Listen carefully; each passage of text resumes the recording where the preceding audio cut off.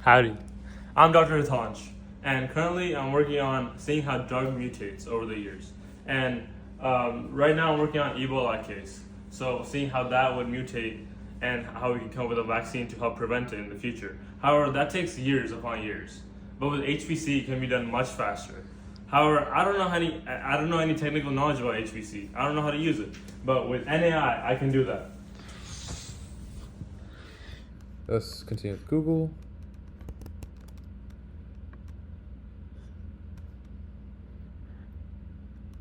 Very secure.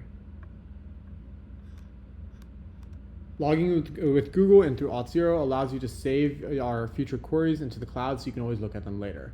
NAI in general is an agentic AI platform that can take in a user query and analysis, whatever it may be, determine the difficulty of it, and based on that, allocate memory and nodes on a HPC service running live, and send a job spec to that service so that the job can be executed in a timely fashion. The main UI we have on NAI is a chat-centric dashboard, as well as a ledger on the side to easily view analyses and graphs as they are generated. So first, after submitting the query, NAI tries to break down the problem and decide how am I supposed to execute this and how many nodes should I allocate to have the best cost to efficiency ratio. And then once it decides on a general algorithm such as Monte Carlo or parallel computing, it'll have a memory graph which basically tries to approximate how much memory is used at any point during the computation. Now, if you're like Dr. Hitansh and not very familiar with HPCs, you're probably wondering how this all works. So basically, we have an HPC server like this, where we have a bunch of master nodes which can send tasks to their workers.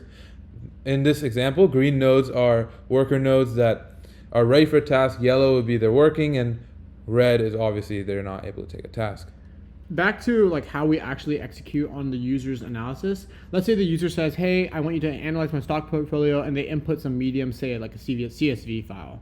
We will determine how big that CSV file is, how hard their analysis is. We'll take all that context and generate a Python code file that is able to be threaded and parallelized so that it was able to parse through that CSV file like efficiently.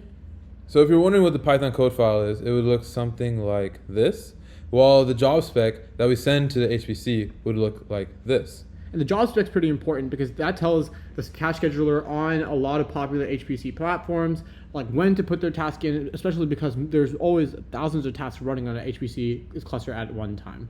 And if you notice, before our actual job popped up, our task was scheduled and there was a slight delay because in a real HPC, everything doesn't just happen immediately. Servers sometimes take time to deallocate from other previous jobs.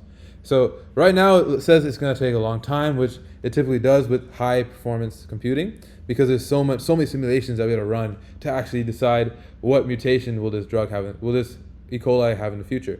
But for the demo, we'll skip the compute and just get our answer in 3, 2, 1. So first up, we have the HPC summary, which is our actual answer to the question.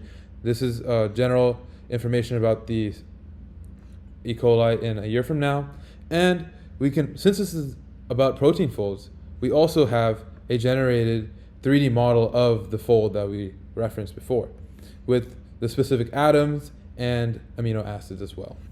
The reason why we made NAI is not just for protein folds and not just for Professor Hitansh's case, but so that literally anyone who comes in with a query and if some form of data in any medium that's able to be uploaded can take their query, have code generated that can access and read their query and then actually analyze their query, and then eventually put that into a threadable HPC environment so that they can get their query back fast. And if you're trying to move this offline, you can also download the .py and the job spec yourself. In the end, NAI's purpose is you can ask anything and learn everything. Thank you. Let's go. It's that easy. Ooh.